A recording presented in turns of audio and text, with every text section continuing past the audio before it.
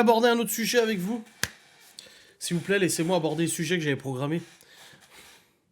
On va parler du piratage de la chaîne de La Boiserie, donc Boiserie, Thierry Vigneault Boiserie, j'ai déjà fait une vidéo à son sujet, qui s'est retrouvé ce week-end avec sa chaîne YouTube piratée. Sa chaîne YouTube a été piratée, elle a été renommée Tesla, donc de Tesla de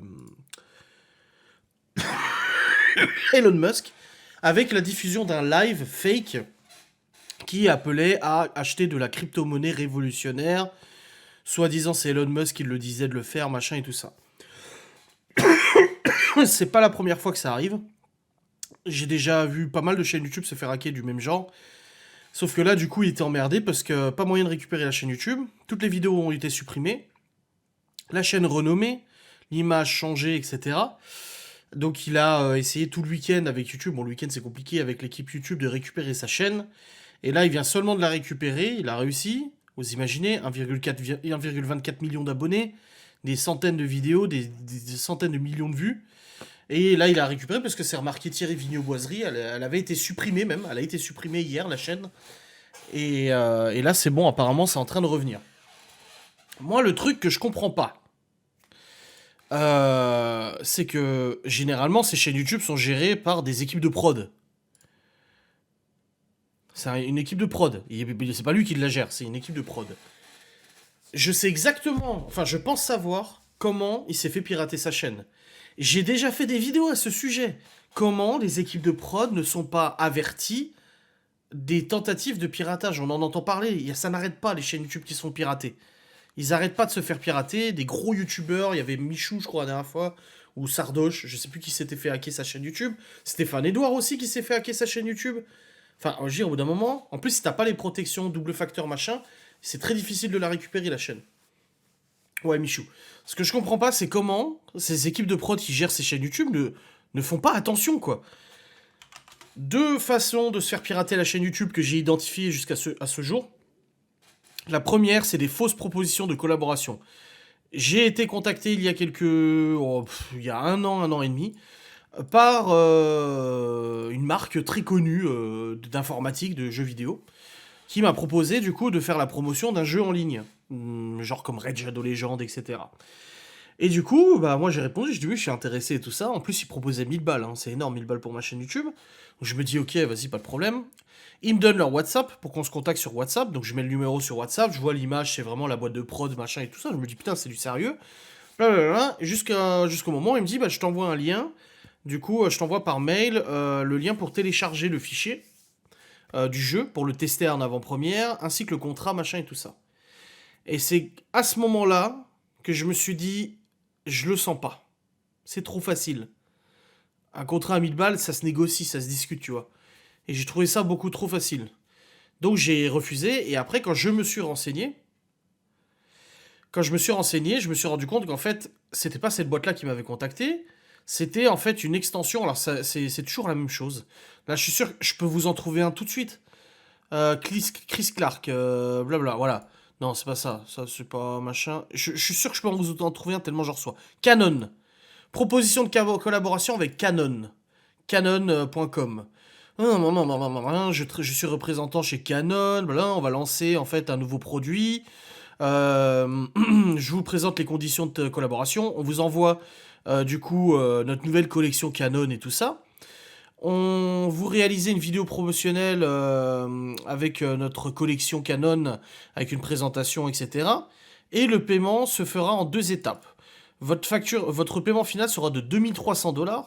Le paiement se fera 50% avant que vous créez la vidéo et 50% après que la vidéo soit publiée sur votre chaîne YouTube. Merci de bien vouloir répondre à ce message, machin, avec tous mes respects, c'est en anglais. Hein. La société, la corporation Canon, Public Relations, machin et tout ça. Sauf que quand tu vas dans les headers, tu te rends compte que c'est pas Canon qui t'a contacté, c'est que ça a été envoyé depuis un site en République tchèque. .cz. Et j'en ai à la pelle des propositions de collab. Et pourtant, elle présente bien. Il y a le logo Canon, il y a machin et tout ça. C'est vraiment... là, Sergio Tacchini. Vous connaissez tous Sergio Tacchini. Et ben là, je reçois Sergio Tacchini qui me propose une collaboration de 15, 30 ou 60 secondes, machin, etc. pour présenter une nouvelle collab, un nouveau produit en relation avec les NFT, machin, etc. Pareil, fake. Hop, merci, au revoir, ciao, ciao, bonsoir. Et j'ai que ça. Spotify. Est-ce que vous avez une minute? Vous connaissez sûrement Spotify, je représente la société Spotify. Nous préparons en fait une série de promotions en vidéo. Les blogueurs ont juste besoin d'en parler au début de la vidéo, c'est aussi simple que ça. Si vous êtes intéressé par cette offre, on vous envoie notre vidéo promo et le agreement, donc le contrat et tout ça. Avec toutes mes salutations, l'équipe Spotify. Et hop, c'est envoyé depuis SK. C'est Sri Lanka, non? L'extension SK. Slovaquie, voilà. Donc c'est pas du tout Spotify. Et pourtant le mail il est propre le mail hein. Il est vraiment bien fait. Donc déjà cette première chose que j'avais identifiée déjà depuis un petit moment et j'en avais fait une vidéo pour dire attention parce qu'une fois que tu vas télécharger le truc, ça va installer un virus sur ton PC, ça ou sur ton téléphone, ça va installer et hacker ton ordinateur et ça va récupérer les identifiants YouTube.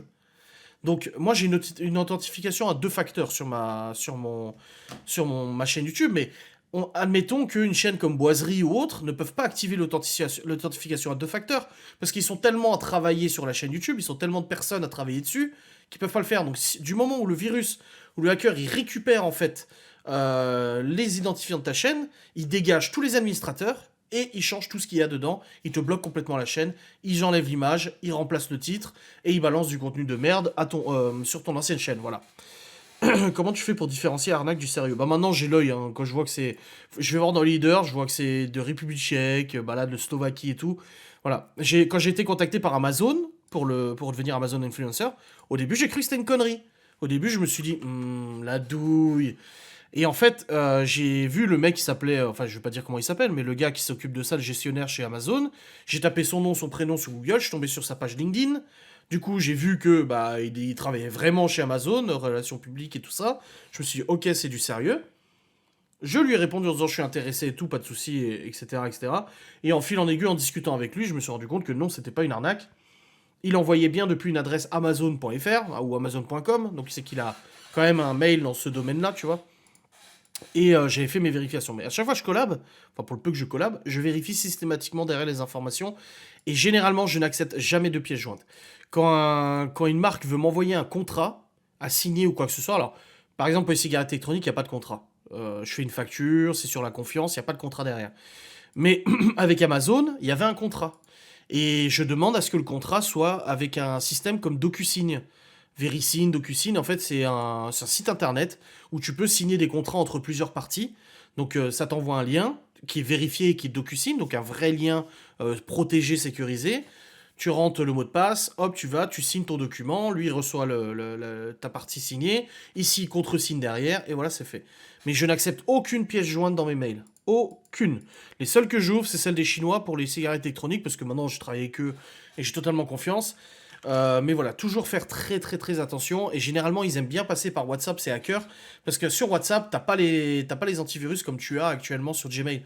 Gmail, il a quand même un antivirus intégré aux mails et tout ça. Et sur WhatsApp, bah, ça passe par WhatsApp. Donc en gros, tu le télécharges sur ton téléphone depuis WhatsApp. Tu vas le charger sur ton PC. Et c'est fini, tu vois. Ça passera pas par l'antivirus de Gmail. Donc ça, c'est la première méthode que j'avais trouvée de piratage. Et la deuxième méthode, et je pense que c'est celle qui a porté préjudice à la chaîne de Boiserie, c'est une nouvelle manière de pirater. Et j'ai pas failli me faire avoir, mais j'ai été surpris de comment ils font ça. En fait, si tu veux, tu publies une nouvelle vidéo sur ta chaîne YouTube. Normal, voilà, tu as une nouvelle vidéo, elle est publiée, tout va bien, etc. Je vais vous en retrouver, hein, vous allez voir. Parce que je reçois régulièrement maintenant. C'est quoi, YouTube Musique, vous êtes abonné? Oui, ben je sais, merci. C'est où? C'est peut-être sur... J'ai plusieurs adresses Gmail, hein, attendez. Hein. Voilà, le v'là. Hop. Je vais vous le montrer. Ça, typiquement, j'ouvre ça, je suis piraté. Ma chaîne YouTube, elle saute. Illico presto. En ce moment, à chaque fois que je reçois un mail, à chaque fois que je publie une vidéo, quasiment tous les jours, je reçois ce genre de mail. Donc, vous voyez, j'ai reçu il y a 4 jours. C'est un mail que je reçois de YouTube Support, donc support YouTube, via Google Drive. L'adresse est drivesharesdmnorepli@google.com.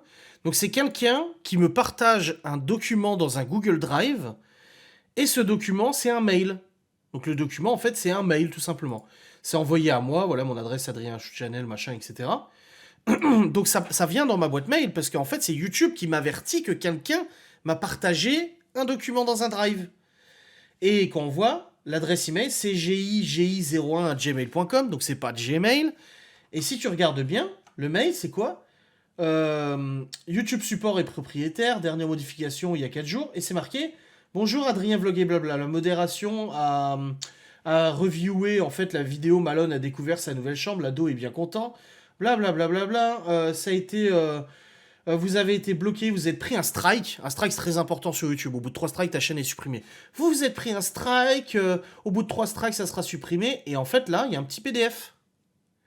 Là, j'ouvre le... Bon, j'ai un bon antivirus, hein. Non, je suis bien équipé au niveau antivirus, mais là, j'ouvre ce PDF. Le gars, possiblement, il a accès à ma chaîne YouTube, à mes mots de passe. Il y a un keylogger qui s'installe, donc ils vont avoir accès à tout ce que je fais sur mon PC, les mots de passe de mes réseaux, de mes machins, etc. Et je suis couillonné. Donc voilà leur nouvelle manière. Parce que quand tu as un vrai strike qui tombe de YouTube, et je vais vous en montrer un, hop, un vrai strike qui tombe de YouTube, déjà moi je les reçois pas sur cette adresse mail, parce que l'adresse mail de mon compte YouTube, c'est pas Adrien Chou Channel, c'est une autre adresse mail que vous connaissez pas. Donc déjà, je reçois pas les mails de YouTube qui me disent problème de droit d'auteur, je ne les reçois pas sur YouTube. Je les reçois pas sur cette adresse, je les reçois sur l'autre. Donc déjà que je les reçoive là-dessus, c'est pas normal, déjà d'une. YouTube Creator, c'est pas ça. Bah tu vois, même les mails de YouTube Creator, je les reçois sur mon autre adresse mail. Parce que c'est celle qui est associée à ma chaîne YouTube, tu vois. Je recherche droit d'auteur. Si je fais ça, non, je devrais trouver. Voilà, une réclamation. Voilà. Attends, je regarde bien si on voit pas mon adresse mail. Parce que c'est vraiment mon adresse perso. Attendez.